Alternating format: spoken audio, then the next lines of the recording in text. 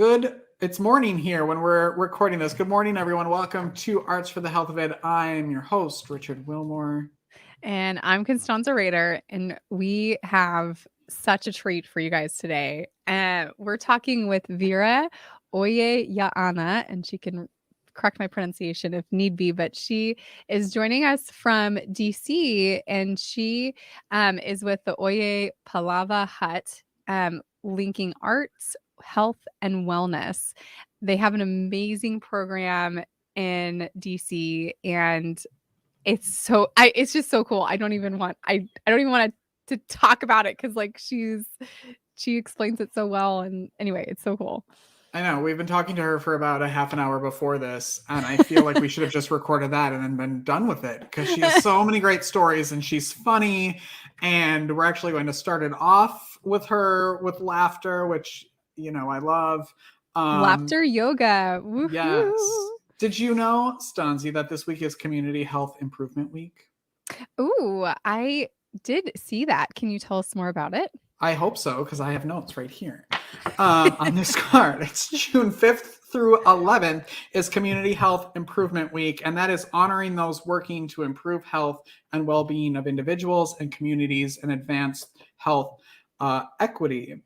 And I was doing some research on it, and I want to put that in the comments if my mouse works. There it is. It's too far away and I'm not wearing my glasses.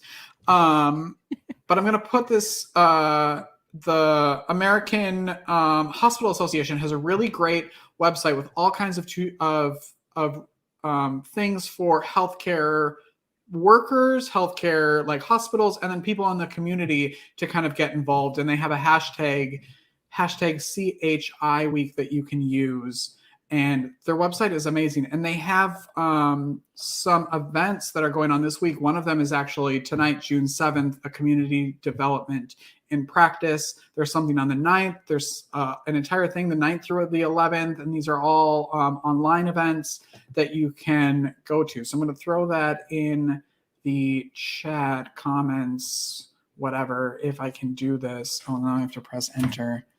And how appropriate that we have Auntie Oyé with us today. She's working toward community health and using storytelling and the arts and, that power of community to build community and build health. So we're excited to have her on today.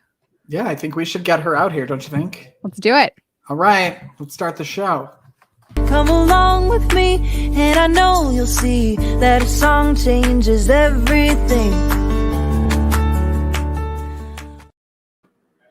Good morning. Good morning. How are you today? I'm super. How are you? Oh, I'm fabulous. Thank you so much for inviting me to be with you. I am excited. You might be my new favorite person. I might be on board with that too. Just everything, like the room you're in, your energy, your excitement. I love it all. So I'm glad you're here. It helps to carry me. I'm alive. I'm healthy. Yes. What? I'm excited to be alive. I can't wait to hear all about your organization, but I would love for us to start with your laughter yoga practice to get us started. Okay. Yes, this is a good thing. I'm glad you asked and I'm glad you're requesting it. You see, laughter makes everything light. Laughter makes you feel like you're on top of the world. Whatever worries you have, once you start laughing and it's spontaneous, and what it does, it affects everybody. Have you seen anybody crying with people? No, but they will laugh with you. So what I do with all of the workshops that I do, we start off with laughing. And laughing yoga started with a Hindu practitioner in India. What he noticed that when you're laughing, you become a renewed person. And now I have tools that I use, but today, We're already Today, yeah. laughing. Right. So one of the simple things I do, I want to be a singer. I always wanted to be a singer, but I never had the voice. So what I will say, okay, I am going to go to uh, American Idol, and I'm going to win some money, a lot of money, and I'll take all of you who helped me win to Africa, because all of the Americans, all of you, you can sing. I can't. And the way I've been practicing, so I asked a lot of the children or everybody at work, I asked them to help me and said, okay, so now I have to clear my throat a bit because I am a storyteller. I'm not a singer, but I want to be. And I want to make this money. So you clear your throat. And I go, going on,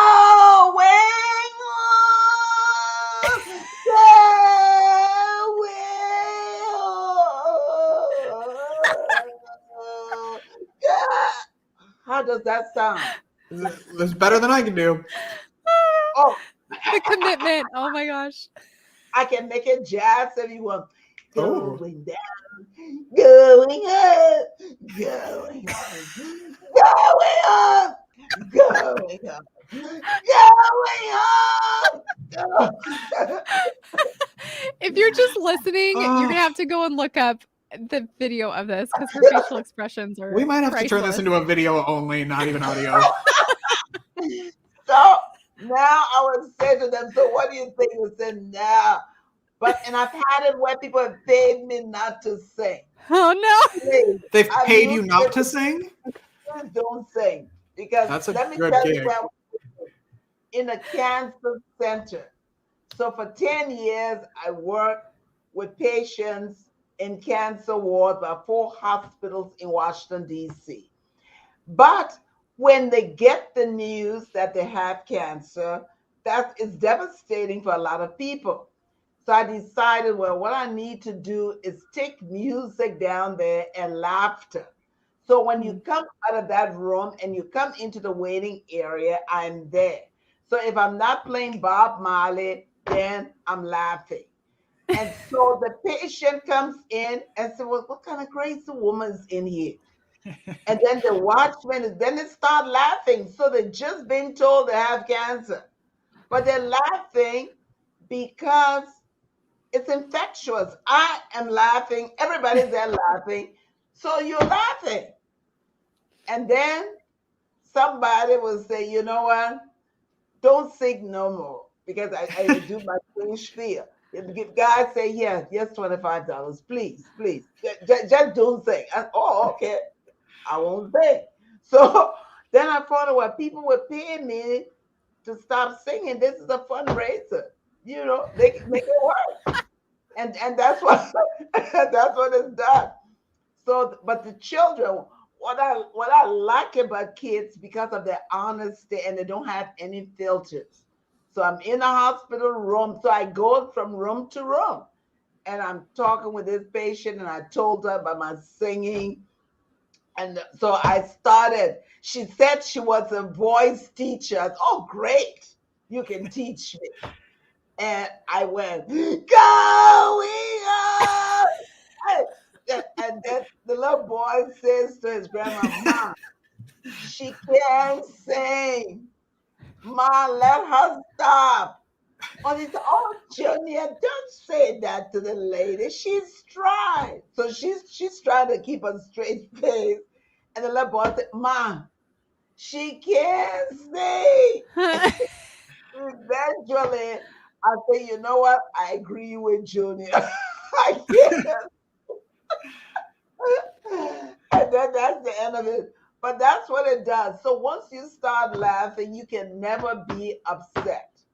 There's no question that is stupid or you can't be upset.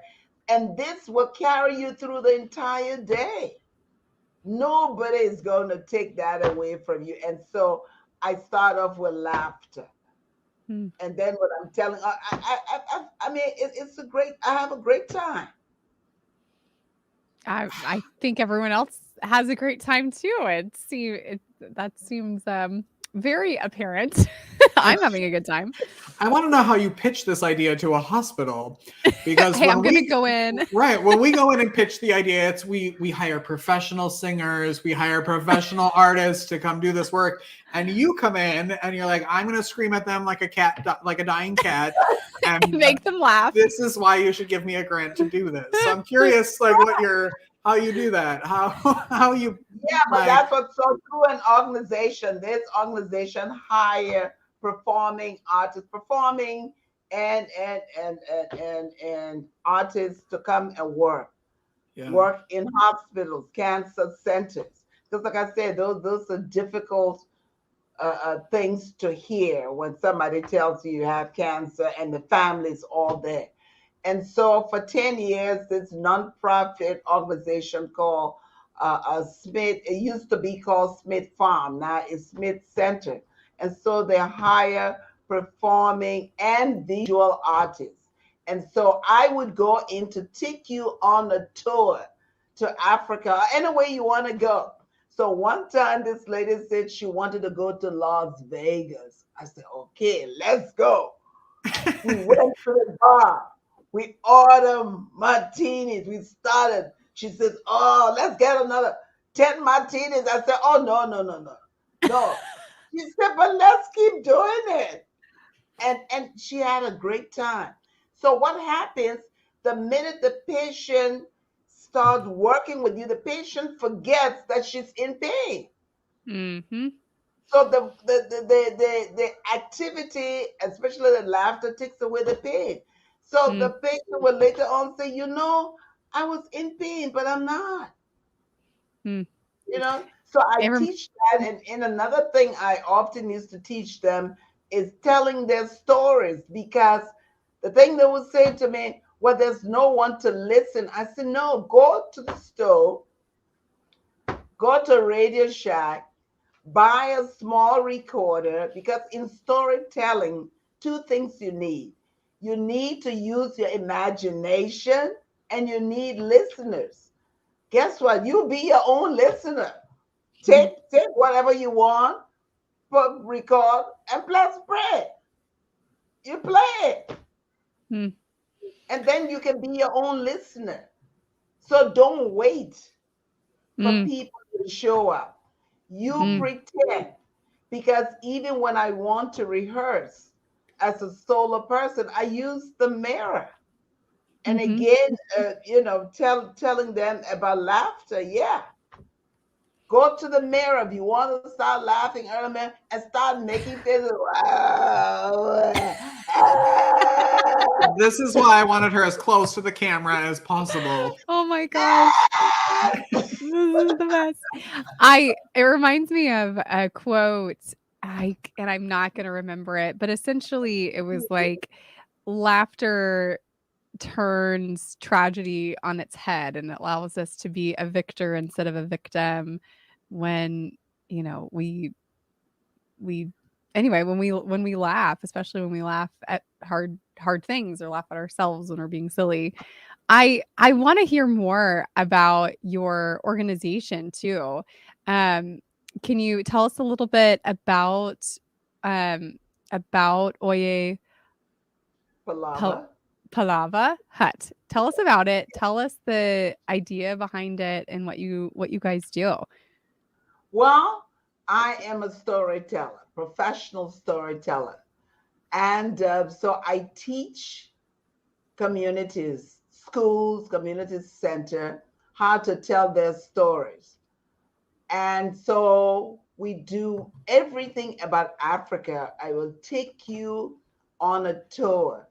So we go through the music. If you want to play the djembe, the African drums, if you want to play the keyboards, if you want to dance, if you want to tell your story. So we do the entire spectrum of activities.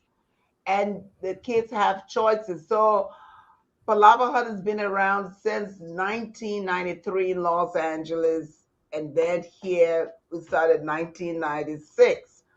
And so this is what I've been doing. I work with a lot of artists. I've worked with a dancer, I work with a drummer, all of these are all masters.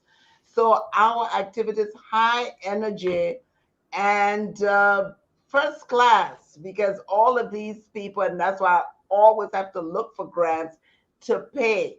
Because the one thing I want to make sure that the artist is being paid. And so we do this 3 or 4 times a week, and it's after school. And sometimes we have special events. So when we are coming up with our programs, we invite children. Believe you me, if children could write their own checks, I wouldn't hang with adults. I would hang with them. One thing I like about kids, I've never heard a kid say we can't. Mm. When we started to say, oh, let's do it, let's do. I mean, when it's jumping up, I mean, and I like that. I like that energy.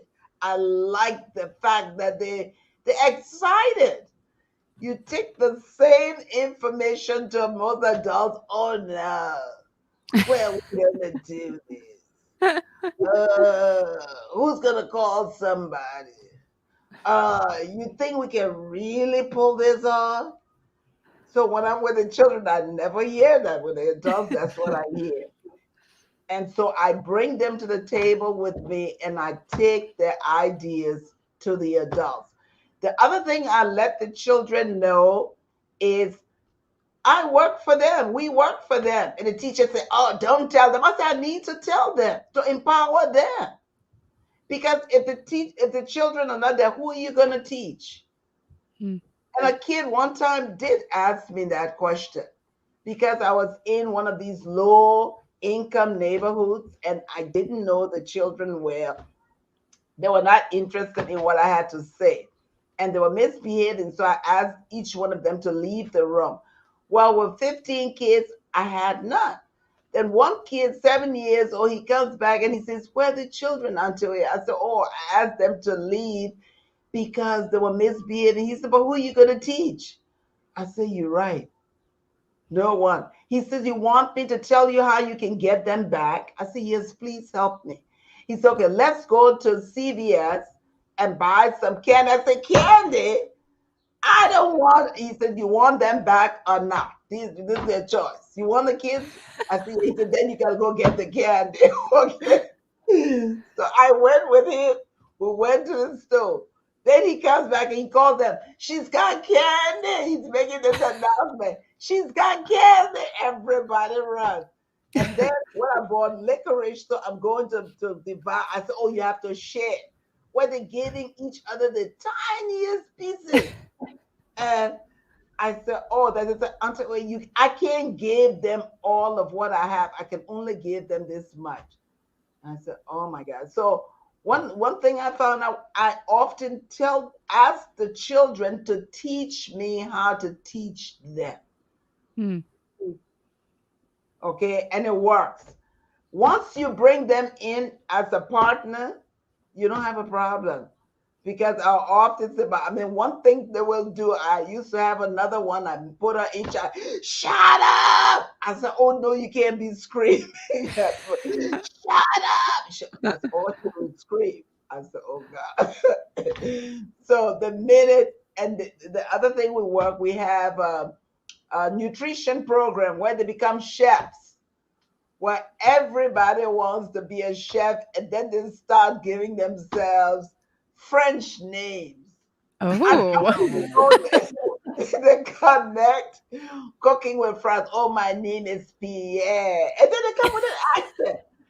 I mean, how a 5-year-old come up with this? So they're the best people on earth to teach, really. I have the best time. I look forward to meeting them every day. When I get through with this interview, I've got a session. And so now the new program I'm teaching them is jazz appreciation. So I'm teaching them about the great jazz masters, because jazz is America's indigenous music. Mm. And so I told them about Charlie Parker. You all know Charlie Parker, the famous uh, saxophonist. And so this little kid comes to me. She's 5 years old, and I tell the story about Charlie Parker. She says, "No, Auntie Oyé, his name is Charlie Brown." I said, "No, this because she knows her Charlie Brown is her Charlie Brown." So she thought I was making a mistake. So she pulled in my coat. "No, Auntie Oyé, it's Charlie Brown." I tried to tell her about Charlie Parker. She wouldn't listen, so I gave up.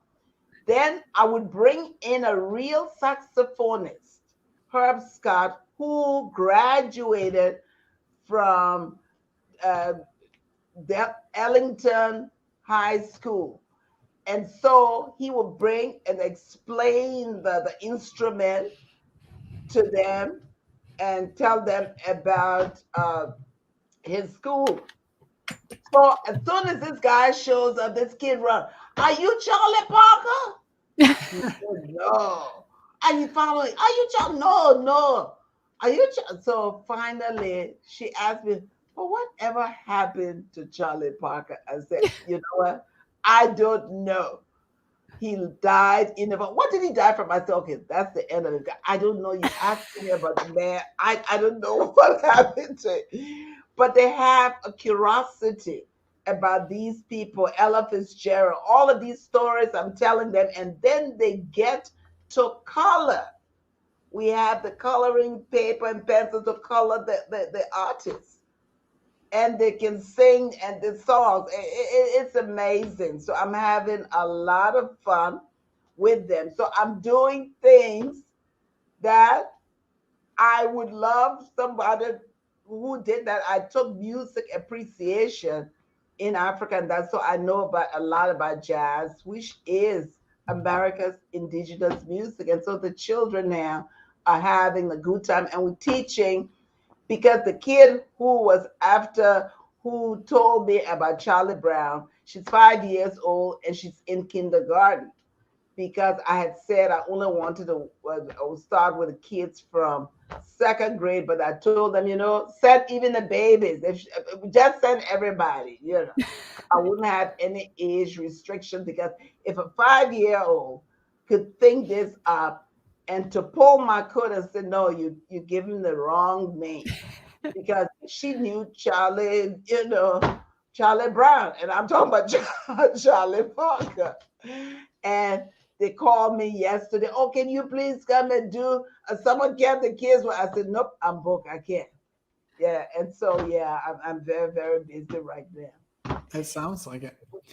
I want to take a quick break, and then I want to hear how you even got into this world and into this life that you're now living. I'm very curious about if you did something before that and transitioned to this, or if this has always been your life's work. So we're going to take a break. We'll be right back with Auntie Oyé and storytelling and laughing and bad singing after this. Yes.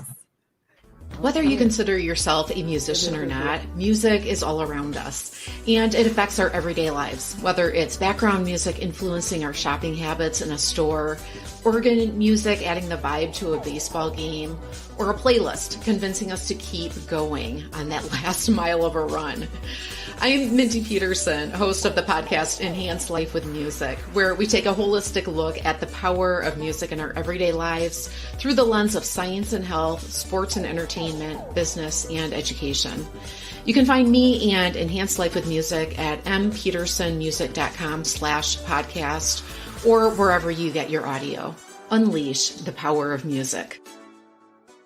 Medical professionals are burning out at an alarming rate. Burnout can cause health workers to feel hopeless, trapped, helpless, worthless, depressed, sleepless, and tired. By joining the Hearts Need Art Gratitude Grams program, medical staff receive a personalized email and video from a musician, an artist, or writer once a week that includes a message of thanks, an encouraging song, uplifting poem, or a simple art activity. After watching their gratitude gram, participants report feeling more hopeful, empowered, energized, and appreciated. If you are or know a healthcare worker that would like to receive free gratitude grams, please visit heartsneedart.org.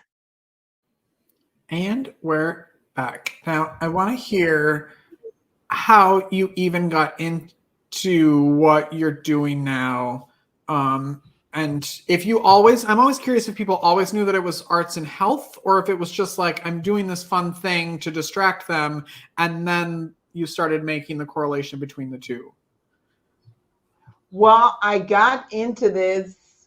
Okay, so as a storyteller, I was recruited by an organization. They were looking for artists and recruited me to come and work with patients in the hospital. I had never done this.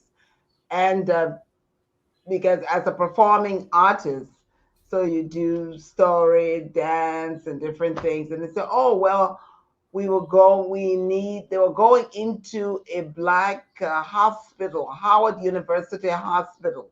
And this organization is white owned. And so they were recruiting, and somebody recommended that they call me. And I went, had the interview, and that's how we started. And so I knew nothing really about cancer, chemo, none of this. But it was so interesting because you see the transformation of the patients right there before you.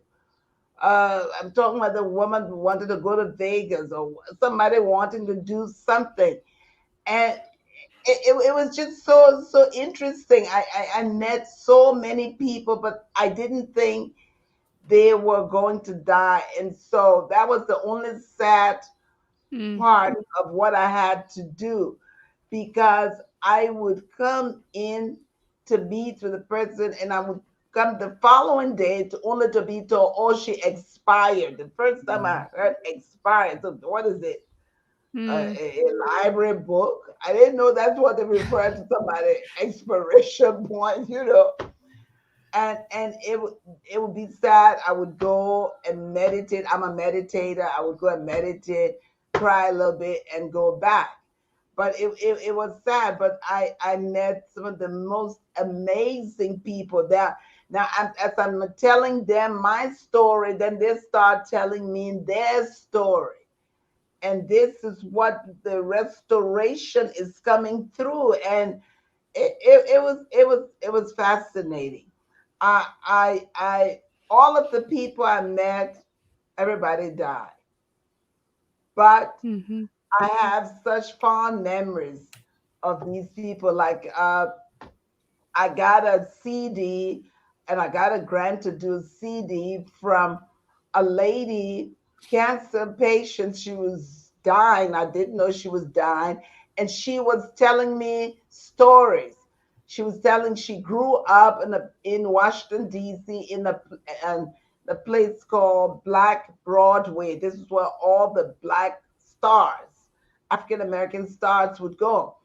And she knew all these stories about all these different people. And I asked her, how did you know all these stories? She says, from under the table. I said, under the table? What's that? Well, she and her brother, the family entertained a lot, and guests would come. People like Duke Ellington would come to visit them. And so they went underneath the table. So the people did not know they were under the table listening.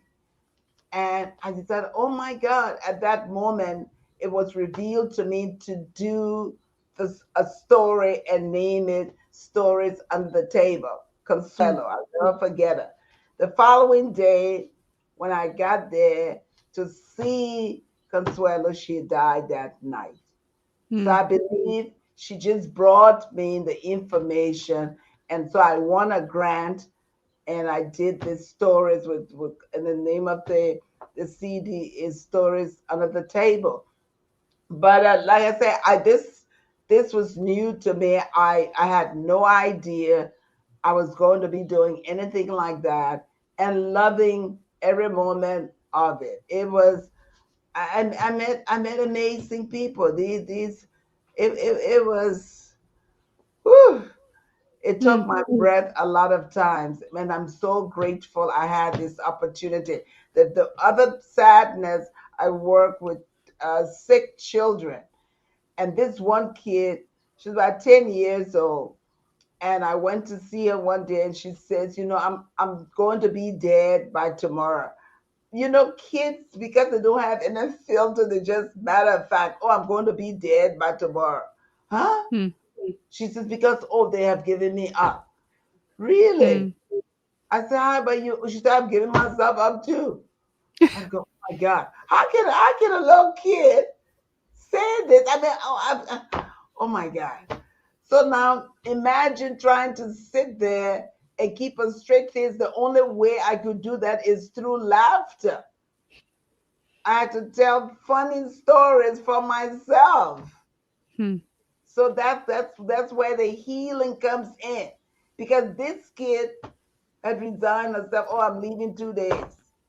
But I couldn't handle it. So let's start doing stories. I tell one funny story, she tell a funny story. And we're trading stories back and forth. Yeah, she was right. 2 days she was dead. And all I could think about was the happy times I had with her. Hmm. Yeah, So, so how did you go from that to starting your organization?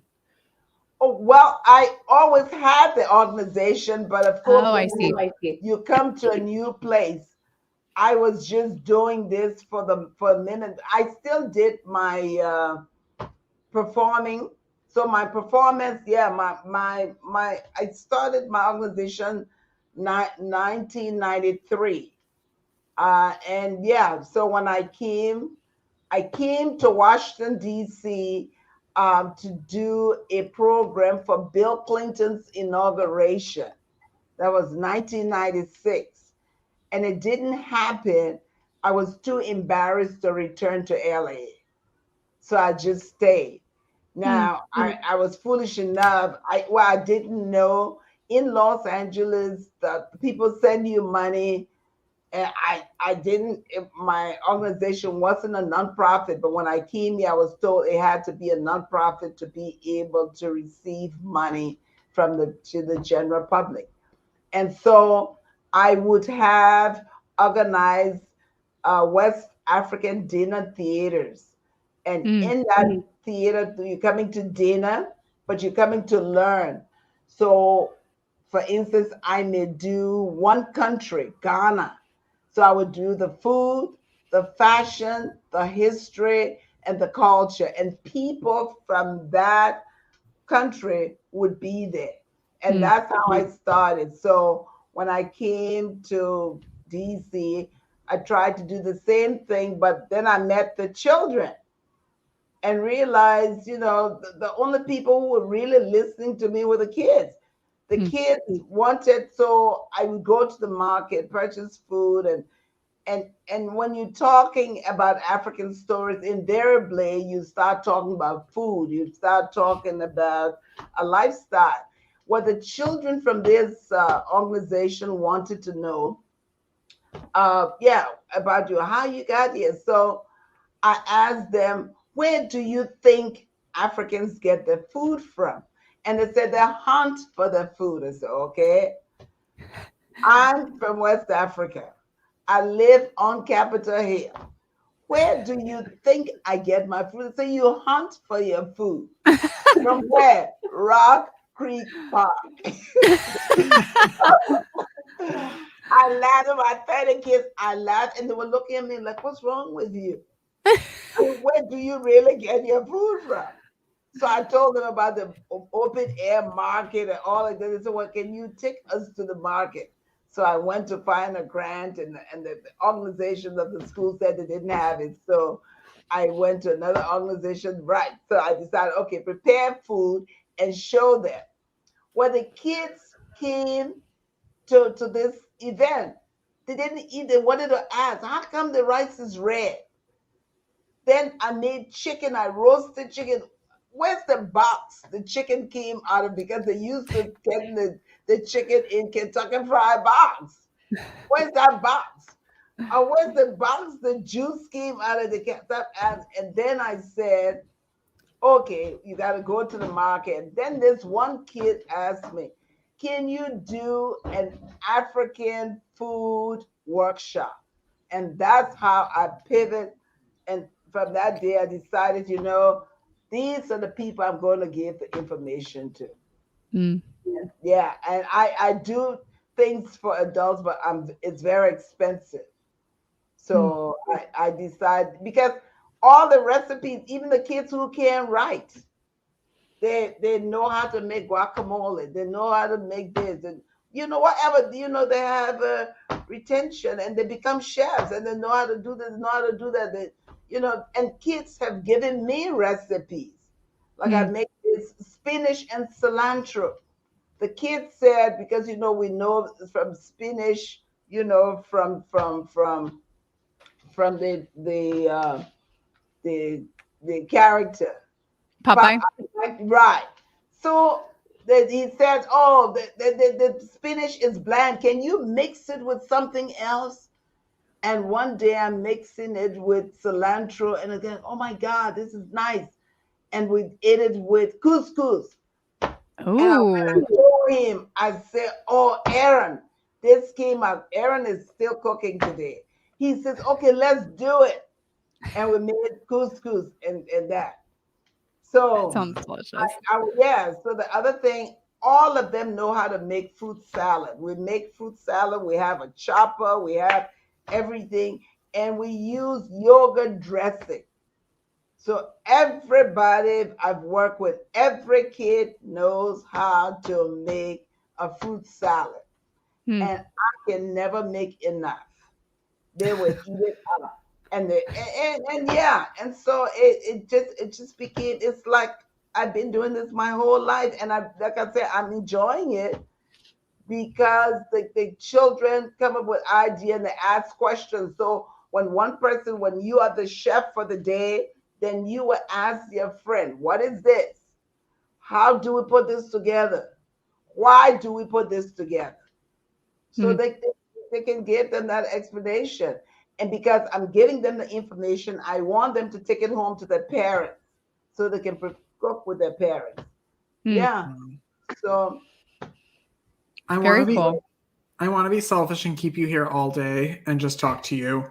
But I know you said that you have a session right after us, so we're almost out of time. But I know you wanted to talk about your flashcards. So I want to make sure we bring that up and tell us about those and what you do with them. Yeah, the flashcards, like I said, because a lot of people don't know much about Africa. And Africa is a vast continent. And people are easily intimidated by it. So, okay, like a question is, what is the call and response? When your siblings call you, when you hide, one person call out and a group answers, or when you try to find your clothes. Okay, so we got the answers right there. So what's the answer? What's the answer? Call and response? Yeah. Yeah. It's when you call, when somebody calls, one person calls and a group answers. So that's what it's called, a response. Oh, okay. Gotcha. The other one we have, what are the drums used for in Africa apart from music? A, to test students. B, to cook it. C, to communicate messages. It will be C, to communicate messages. So these are the things, we share with them. And then this, your shekere. Shekere, it's a percussion. It's in a baby's toys, a percussion instrument made from a gourd, a big, long earring made from seashells. So that would be B. How many countries are there in Africa? 25, 30, 55. So these are things I'm sharing with them. Oh, very cool. Yeah, so they get the cards and we're able to have discussion. And they don't know because nobody has told them, or somebody told them and they forgot. So it doesn't matter. You just got to keep working with them and telling them. And the way I prefer I prefer that they ask me anything I don't know. We can go on the internet and find it. You can find it on TikTok, probably. Yes, they're going to take that. Yes. I would love for you to come back and like spend the entire half an hour like building a story, like showing us using Stanzi and myself of how you do that with a patient. Because I think Storytelling. I think that'd be so fun to just do that and watch you work, because I would love to be a fly on the wall. That would be really nice, because one of the things, in fact, I'm doing on Thursday, okay, I'm teaching children how to tell, okay, you know what a griot is, right? A West African griot. It's a storyteller. And griot is French for storytelling. And so want to teaching children about your family. So you are going to interview your family, ask them some things, and then you can come back. Either you can do fiction or you can do reality. It's up to you. Because again, using your imagination, and I tell children all the time, and one time this kid did this with me. She told me her father had roommate and they lived in this big house, and the cook, and he lived in Pennsylvania and she lived in DC. But I didn't really, I was kind of concerned. How come she always going to visit her father? He could never come and visit. So, but the story was so compelling. 3 days later, I see the grandmother on the street, and I told her, oh, China told us this fabulous story about her father. She said she's never seen his father. The father been in jail since she been born. So I, oh my God. So I said, but don't let her know that I know the truth. But she used, this is the story she wanted. I didn't know that's what they call the big house is mean jail. I didn't know. So she's telling me, someone who's not come from her culture, and that, yeah, but that story was amazing because I mean, she took me to the house. I sat at the table. I was in the kitchen, and I go, oh my God, this is fabulous. She's never seen her father because he's been in jail. Wow. But she used her imagination. Yep. Oh, so good. The work you're doing is so important and beautiful. And thank you for taking time to come on and share it with us. This has been so much fun. And thanks for making us laugh and sharing stories. And this has been so great. Thank you so much for coming on. But thank you all so much for having me. But if you please send me the email and send me your address, I can mail you all the flashcards so you can see what I'm talking about, and send you the CD that the woman, you know, on the stories under the table. Oh, that'd be beautiful. How can people best connect with you? Is it through your website or TikTok? I'm assuming. No, not TikTok. Website. Go to the website. Yeah, go to the website because I don't know how to even go to access TikTok. And we don't want to eat TikTok food.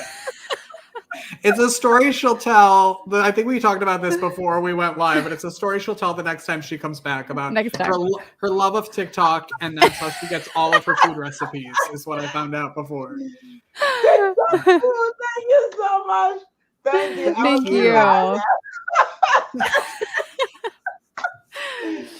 Well, good. We started with laughter and we ended with laughter. So we're going to stop there because usually we end up crying. So we'll stop. We'll stop with laughter. Yes. So thank you for watching and listening wherever you did those things. Make sure you subscribe. And continue to do the work that you do. Continue to do the work. And thank you for all you do. And thank you for taking time to have me. You have made my day. You made our day. This was great. Well, thank you. I don't even know what to say. I love you, and we'll just see you next time, everyone. Keep creating. Take care. Bye. Bye.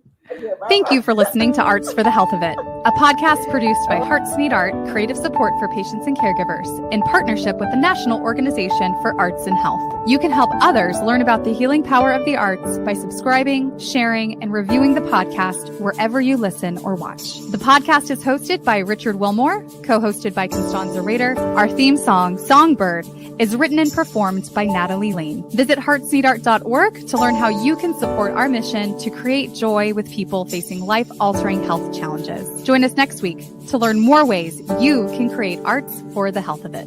The views expressed on this podcast do not necessarily reflect the views of Hearts Need Art, their staff, board members, or other affiliates. All content is created for informational purposes only. This podcast is not intended to be a substitute for professional medical advice or to diagnose and treat any health condition. Always seek the advice of your physician or other qualified health professional with any questions you may have regarding a medical condition. Never disregard professional medical advice or delay in seeking it because of something you heard on this podcast.